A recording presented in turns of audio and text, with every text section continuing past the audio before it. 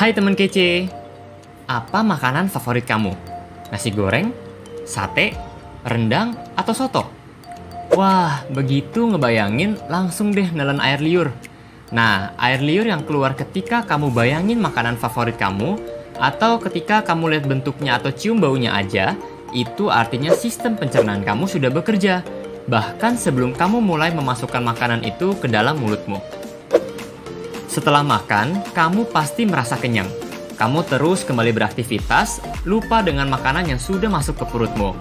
Tapi sebenarnya makanannya masih di perut, sedang diproses oleh sistem pencernaan.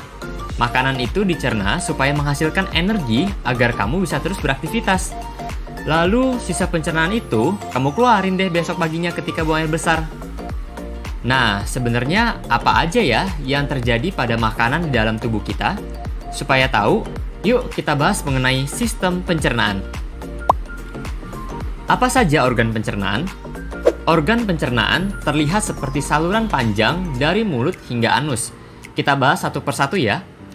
Pertama adalah rongga mulut. Di dalam rongga mulut ada gigi, lidah, dan ludah. Gigi berfungsi dalam pencernaan fisika, yaitu menghancurkan dan menghaluskan makanan. Gigi ada beberapa jenis, yaitu yang pertama, gigi seri untuk memotong makanan. Kedua, gigi taring untuk merobek makanan. Dan yang ketiga, gigi geraham untuk menggilas dan mengunyah makanan. Lidah berfungsi untuk mengatur letak makanan dan membantu menelan makanan. Lidah juga berfungsi sebagai indera pengecap. Karena itu, kalian bisa membedakan rasa manis, asam, asin, dan pahit dari makanan. Ludah atau saliva berfungsi untuk membasahi makanan. Ludah juga berperan dalam pencernaan kimiawi karena mengandung enzim tialin. Nah, enzim tialin ini akan mencerna karbohidrat menjadi gula. Gula ini kemudian akan menjadi sumber energi bagi tubuh. Kedua adalah kerongkongan. Kerongkongan atau esofagus merupakan saluran makanan yang menghubungkan mulut dengan lambung.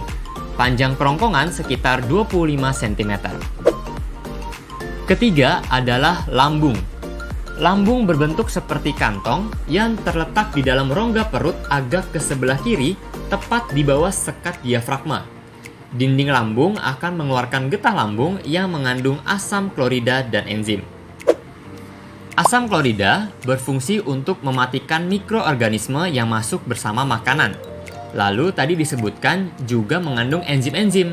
Nah, ada 3 enzim utama nih. Yang pertama, enzim pepsin berfungsi untuk memecah protein. Enzim lipase berfungsi untuk mencerna lemak, dan enzim renin berfungsi untuk mengendapkan protein susu atau kasein.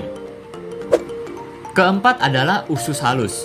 Usus halus merupakan saluran pencernaan terpanjang, yaitu sekitar 3-5 meter. Usus halus terdiri dari 3 bagian, yaitu usus 12 jari, usus kosong, dan usus penyerapan. Pencernaan kimiawi di usus halus dibantu dengan enzim yang dihasilkan oleh usus halus sendiri, pankreas, dan empedu. Zat atau enzim yang berperan dalam usus halus adalah garam empedu, berperan membantu mencerna lemak.